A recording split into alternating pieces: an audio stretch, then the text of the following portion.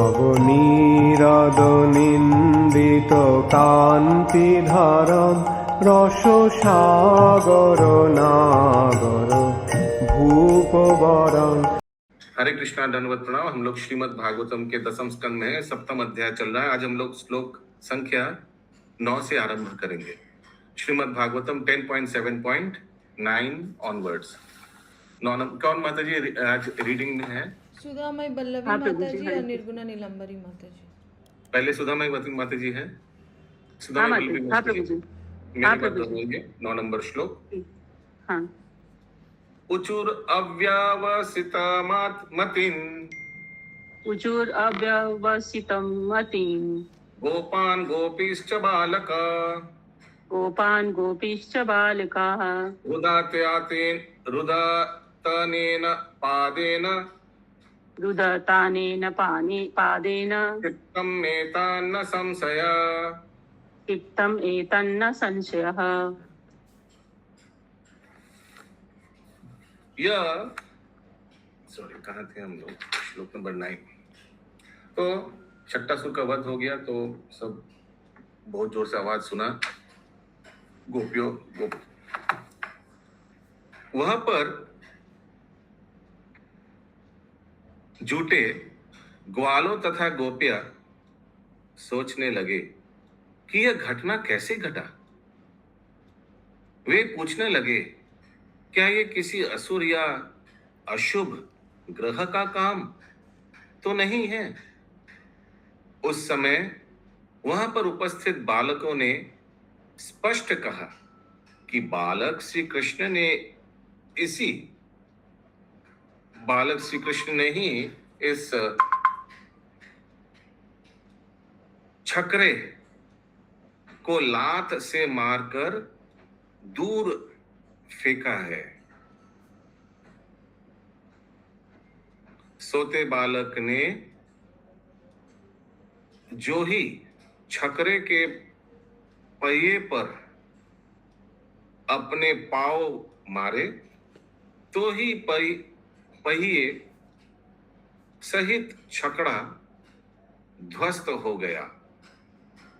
इसमें कोई संदेह नहीं है। ऐसे भगवान कृष्ण के जो आसपास मित्र थे उन लोग सब बोले, बड़े बड़े लोगों को, तो उन लोग देखा कि ये छोटा बालक मारा लात और सब कुछ ऐसे हो गया। तात्पर्य, हमने सुना है कि लोगों को भूत प्रेत सताते हैं।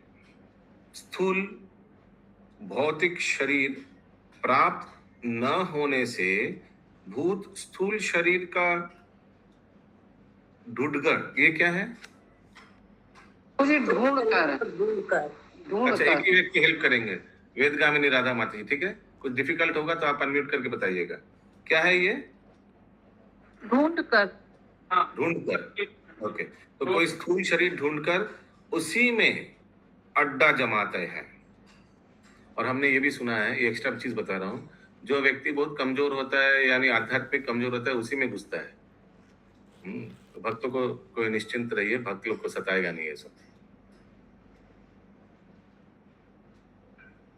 शक्टासुर ऐसा ही भूत था, इसलिए बताया था ना, कोई देखा नहीं क्योंकि उनका शरीर नहीं था, जिसने छकरे में शरण ले रखा थी और भगवान रखी थी और भगवान श्री कृष्ण को क्षति या क्षति पहुंचाने की ताक में था।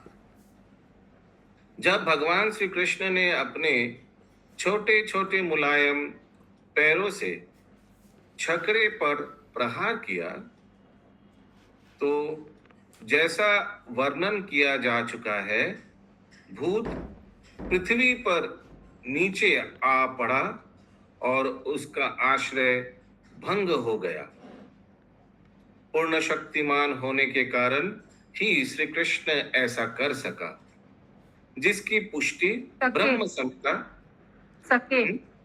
सके जिसकी पुष्टि ब्रह्म संहिता क्या चौथा या पांचवा, ये क्या है? 5.32 5.32 32 से होती है। अंगानि यस्य सकलेन्द्रिय वृत्तिमन्ति पश्यन्ति पंति कलयन्ति चिरं जगन्ति आनंद चिन्मय सदुज्ज्वल विग्रहस्य गोविंदमादि पुरुषं तमहं भजामि।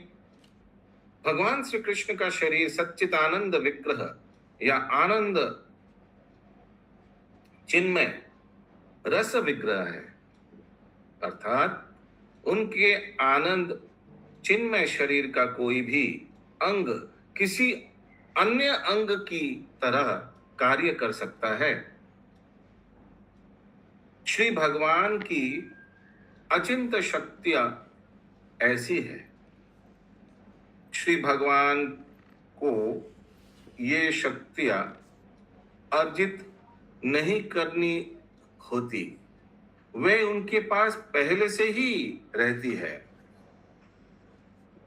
इस तरह भगवान श्री कृष्ण ने अपने नन्हे नन्हे पांव से प्रहार किया तो सारा कार्य संपन्न हो गया। यही नहीं, यदि कोई सामान्य बालक होता तो छकरे के टूटने से वह पूरी तरह चोट खा जाता, किंतु क्योंकि उसी के नीचे था ना बालक।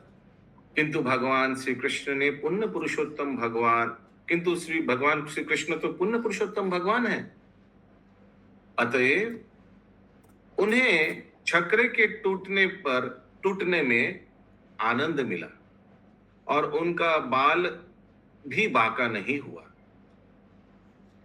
उनके द्वारा किया गया प्रत्येक कार्य आनंद चिन्मय रस अर्थात दिव्य आनंद से पूर्ण होता है। इसमें भगवान श्री कृष्ण को बड़ा आनंद आया। हरि बोल। दूसरा होता तो चोट पहुंचता, लेकिन भगवान है तो उनको आनंद आया। पास खेल रहे बालकों ने देखा था कि भगवान श्री कृष्ण ने ही छकरे के पहिए पर लात मारी थी, जिससे यह दुर्घटना घटी थी। योग माया की योजना से सारे गोपियों ने सोचा कि यह घटना किसी अशुभ ग्रह या असुर की कारामात है, किंतु वास्तव में ये सब भगवान श्री कृष्ण द्वारा किया गया था और उन्होंने इसका आनंद लिया था। जो भगवान श्री कृष्ण की लीलाओं का रस लेते हैं वह भी आनंद चिन्मय रस पद को प्राप्त होते हैं। हरि बोल। वे भौतिक पद से मुक्त हो जाता है। हरि बोल। जब कोई एक सेकंड, कहां से आवाज आ रहा है? म्यूट करिए प्लीज।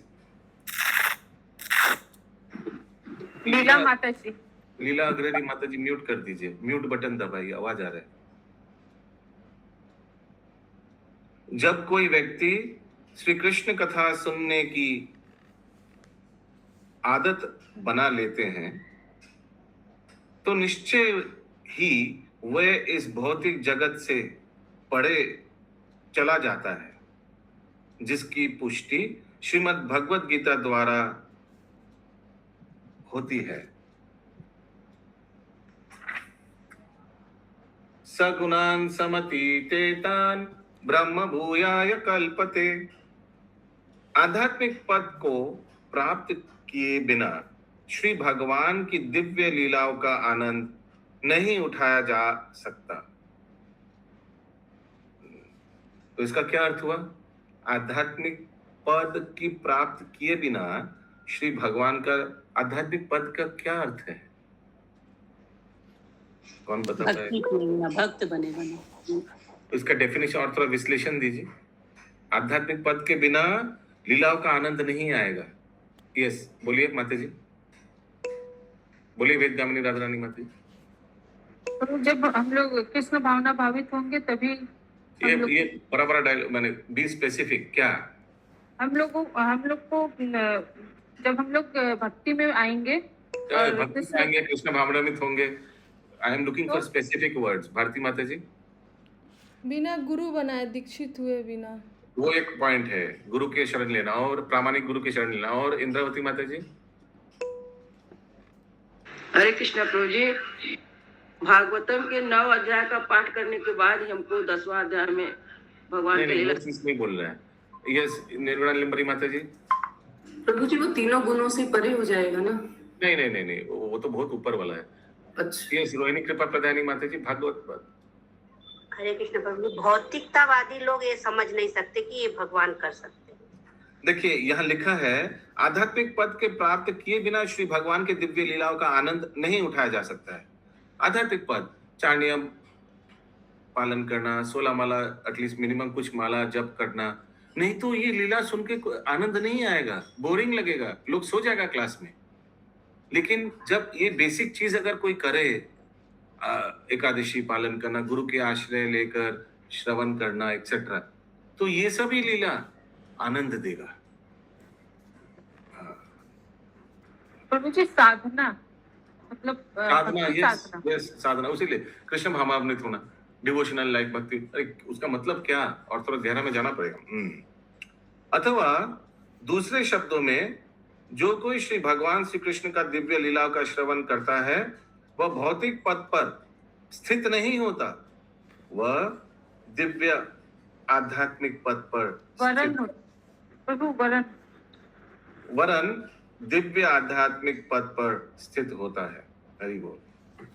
यस, भारती माता जी प्लीज थोड़ा कंटिन्यू करिए, मेरे को तो ऑफिस जाना है। या हरि बोल। सुदामी माता जी, आप श्लोका रिसाइट कर लीजिए। ठीक। आपके बिहाफ में वेदगामिनी राधा रानी माता जी पढ़ लेंगे। मैं पढ़ूँ माता जी? श्लोक नंबर 10। न ते श्रद्धिरे गोपा। पढ़िए रत्न प्रभा माता जी, रिसाइट कीजिए सुदामी माता जी के बाद। न ते श्रद्धिरे गोपा बालभाषितम् इत्युत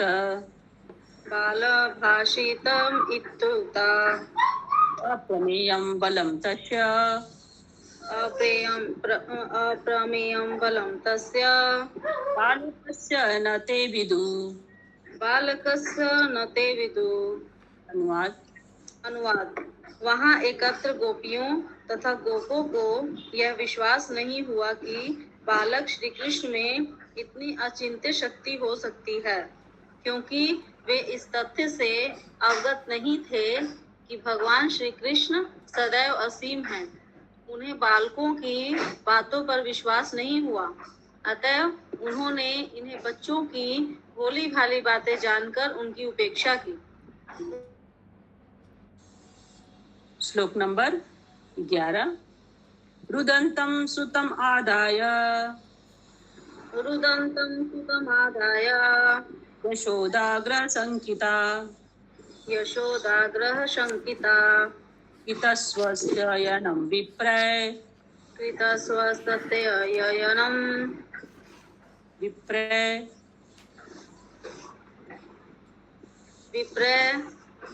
सुप्ते स्तनम् अपाययत्।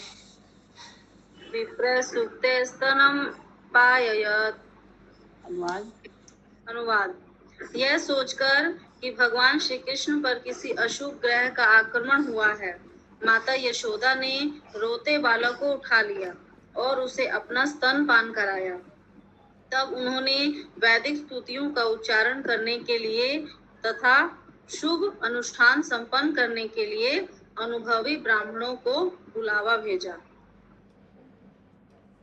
तात्पर्य: जब कोई संकट आ पड़ता है या कोई अशुभ घटना घट जाती है, तो वैदिक सभ्यता की यह प्रथा है कि उसके प्रतिकार के लिए वैदिक संस्तुतियां कराने हेतु योग्य ब्राह्मण बुलाए जाते हैं। माता यशोदा ने इसे ठीक प्रकार से किया और अपने बच्चे को स्तनपान कराने लगी। श्लोक नंबर 12। पूर्ववत् स्थापितं गोपैर् बलिभिः सपरिच्छदम् विप्राहुत्वार्चयां विप्राहुत्वा आचार्यां चक्रु दधि अक्षत कुशाम्बुवि। अनुवाद। जब बलिष्ठ गठीले ग्वालों ने बर्तन भांडे तथा अन्य सामग्री को छकड़े के ऊपर पहले की भांति व्यवस्थित कर दिया, तो ब्राह्मणों ने बुरे ग्रह को शांत करने के लिए अग्नि यज्ञ का अनुष्ठान किया और तब चावल, कुश, जल और दही से श्री भगवान की पूजा की।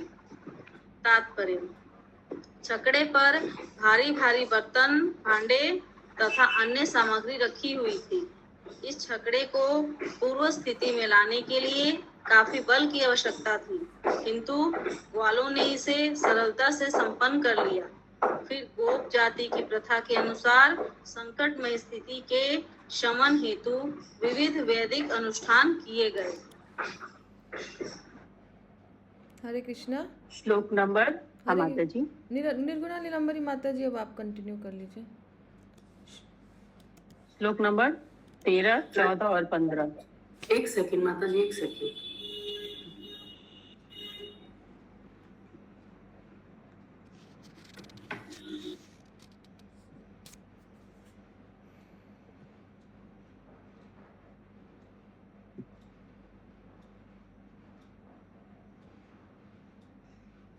हरे कृष्णा। हाँ पढ़े। हाँ पढ़िए। ए असूया अंडितम अम्भे ए यसूनानृतर्धम्बे हिंसा मान विवर्जिता हिंसा माना विवर्जिता न तेषां सत्यशीलानां न तेषां सत्यशीलानाम् आशीषो विफलाकृताः आशीषो विफलाकृता इति बालकम् आदाय सामरिजु यजुरुपाकृते सामगे उजुरूपाकृते जले पवित्रो औषधि जले पवित्रो औषधि वीरविभीषिश्च द्विजोत्तमे वीरविभिश्च द्विजोत्तमे वाचयित्वा स्वसस्ययनम् नन्दगोपसमाहितः नन्दगोपः समाहितः हुत्वा चाग्निं द्विजातिभ्यः प्रादानन्दं महागुणम्।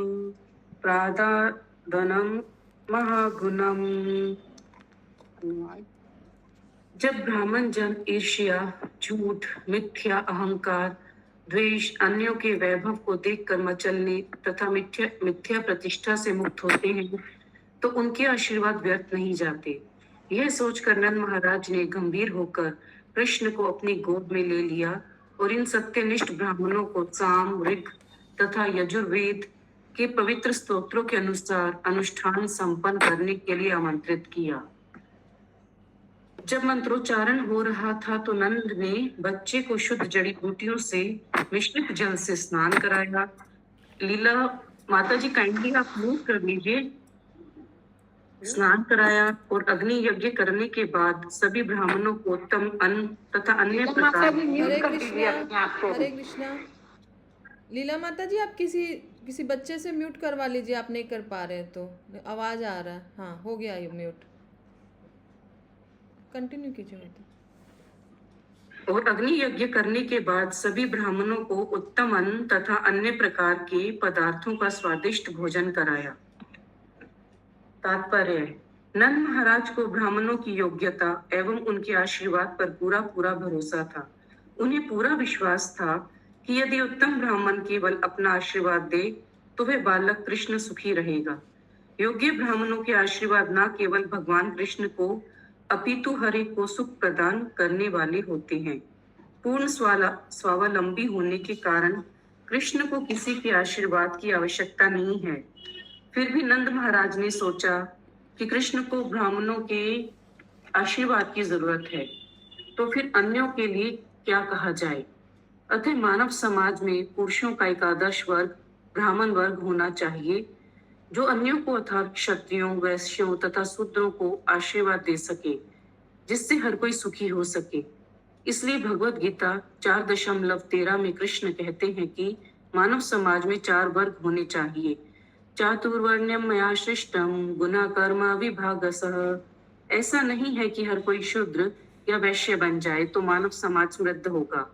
जैसा कि भगवत गीता में स्थापना की गई है, सत्य, क्षम, दम तथा तितिक्षा जैसे गुणों से युक्त ब्राह्मणों का एक वर्ग होना चाहिए।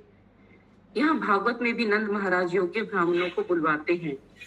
कोई जाति से ब्राह्मण हो सकते हैं और हमारे मन में ब्राह्मण जाति के लिए आदर है, किंतु ब्राह्मण परिवारों में जन्म लेने से ही वे मानव समाज के अन्य सदस्यों को आशीर्वाद देने के योग्य नहीं बन जाते। यह शास्त्रों का निर्णय है। कलयुग में ब्राह्मण जाति में जन्मे मानव को ही ब्राह्मण मान लिया गया है। विप्रतवे सूत्रमेव ही भागवत 12.2.3। कलयुग में 2 पैसे का जनेऊ धारण करके कोई भी व्यक्ति ब्राह्मण बन जाता है। नंद महाराज ने ऐसे ब्राह्मणों को नहीं बुलवाया था, जैसा कि नारद मुनि ने कहा है। भागवत 7.11.35। यस्य लक्षणम प्रोक्तम। शास्त्र में ब्राह्मण के लक्षण दिए हुए हैं और उसे इन लक्षणों से संपन्न होना चाहिए। ऐसे ब्राह्मण जो ईर्ष्यालु नहीं हैं, गर्व से फूले नहीं रहते तथा अहंकार और मिथ्या प्रतिष्ठा नहीं दिखलाते और सत्वगुण से युक्त होते हैं, वे ही उपयोगी होते हैं। इसलिए मनुष्यों के वर्ग को शुरू से ही ब्राह्मण बनने की शिक्षा दी जानी चाहिए।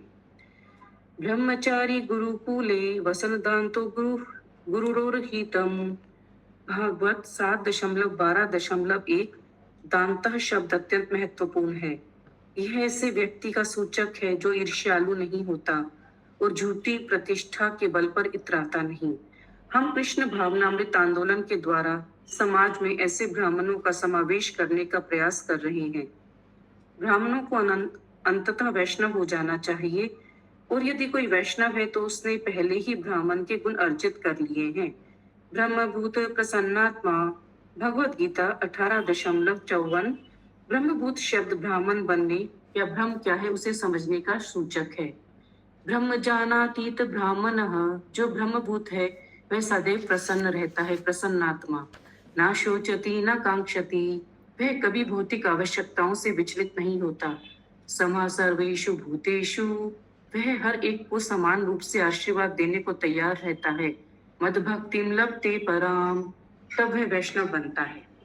इस युग में शील भक्ति सिद्धांत सरस्वती ने अपने वैष्णव शिष्यों के लिए यज्ञोपवीत संस्कार का सूत्रपात इस विचार से किया कि लोग समझें कि जब कोई वैष्णव बनता है तो वो पहले से ही ब्राह्मण के गुणों को अर्जित कर चुका होता है। इसलिए जो लोग अंतरराष्ट्रीय कृष्ण भावनामृत संघ में हैं और जो ब्राह्मण बनने के लिए 2 बार दीक्षा प्राप्त करते हैं, उन्हें सत्य, मन तथा इंद्रिय दमन, सहिष्णुता इत्यादि से युक्त होने के परम उत्तरदायित्व को सदैव ध्यान में रखना चाहिए, तभी उनका जीवन सफल होगा। ऐसे ही ब्राह्मणों को नंद महाराज ने वैदिक स्तोत्रों का उच्चारण करने के लिए बुलाया था, सामान्य ब्राह्मणों को नहीं। श्लोक 13 में हिंसा मान का स्पष्ट उल्लेख हुआ है। मान शब्द मिथ्या प्रतिष्ठा या मिथ्या अहंकार का घोतक है। जिन्हें ब्राह्मण कुल में उत्पन्न होने के कारण अपने को ब्राह्मण मानने का मिथ्या अहंकार था, नंद महाराज ने उन्हें ऐसे अवसरों पर नहीं बुलाया। श्लोक 14 में पवित्रोषधि का उल्लेख हुआ है। किसी भी संस्कार के अवसर पर अनेक जड़ी बूटियों तथा पत्तियों की आवश्यकता पड़ती थी। ये पवित्र पत्र कहलाती थी। कभी नीम की पत्तियां, कभी बेल पत्र, आम की पत्तियां, अश्वत्थ की या आंवले की पत्तियां काम में आती थी। इसी तरह पंचगव्य, पंचशस्य तथा पंचरत्न थे। वैश्य जाति होते हुए भी नंद महाराज को यह सब पता था। इन श्लोकों का सबसे महत्वपूर्ण शब्द है महागुणम, जो सूचित करता है कि ब्राह्मणों को उच्च कोटि का स्वादिष्ट भोजन प्रदान किया जाता था। ऐसे स्वादिष्ट व्यंजन प्रातः प्राय अन्न तथा दूध, इन 2 वस्तुओं से तैयार किए जाते थे। इसलिए भगवत गीता का 18.44 का आदेश है कि मानव समाज को गोवों को संरक्षण प्रदान करना चाहिए और कृषि को प्रोत्साहन देना चाहिए। कृषि गो रक्ष वाणिज्यम वैश्य कर्म स्वभावजम। केवल पटु पाक विद्या द्वारा कृषि उपज तथा दुग्ध उत्पादनों से हजारों प्रकार के व्यंजन तैयार किए जा सकते हैं। इसे अन्नम महागुणम शब्दों से व्यक्त किया गया है। आज भी भारत में दूध और अन्न से हजारों प्रकार के व्यंजन तैयार करके भगवान को अर्पित किए जाते हैं। चतुर्विध श्री भगवत प्रसाद पत्रम पुष्पम फलम तोयम यो मे भक्त्या प्रयच्छति। तब प्रसाद वितरित किया जाता है। आज भी जगन्नाथ क्षेत्र तथा अन्य बड़े बड़े मंदिरों में अर्चा विग्रह को अत्यंत स्वादिष्ट व्यंजन भेंट किए जाते हैं और प्रचुर मात्रा में प्रसाद वितरित किया जाता है। उच्च कोटि के ब्राह्मणों द्वारा दक्षता के साथ पकाया गया और फिर जनता में बांटा जाने वाला यह प्रसाद भी ब्राह्मणों या वैष्णवों से प्राप्त आशीर्वाद होता है। प्रसाद 4 प्रकार का होता है। चतुर्विध नमकीन, मीठा, चटपटा तथा खट्टा। स्वाद विभिन्न प्रकार के मसालों से प्राप्त किया जाता है और भोजन 4 विभागों में तैयार होता है। चरवे, चुष्य, लेह तथा पेय, अर्थात चबाकर खाए जाने वाले, चाटने वाले, जीभ से स्वाद लिए जाने वाले तथा पिए जाने वाले प्रसादम। इस तरह अन्न तथा घी से नाना प्रकार के प्रसाद तैयार किए जाते हैं, फिर अर्चा विग्रह पर भेंट किए जाते हैं और तब ब्राह्मणों तथा वैष्णवों में और अंत में सामान्य जनता में वितरित किए जाते हैं। मानव समाज का यह तरीका है। गोवध तथा भूमि के विनाश से भोजन समस्या हल होने वाली नहीं। ये सभ्यता नहीं है। असभ्य जंगली लोग कृषि द्वारा अन्न उत्पादन तथा गो रक्षा से अनजान होने के कारण पशुओं को खा सकते हैं, किंतु ज्ञान में अग्रणी पूर्ण मानव समाज को कृषि से तथा गो रक्षा से उत्तम कोटि का भोजन बनाना अवश्य सीखना चाहिए। हरे कृष्णा। हरे कृष्णा। ग्रंथराज श्रीमद् भागवतम की जय। जय। काउत पिन दे रहे सबको।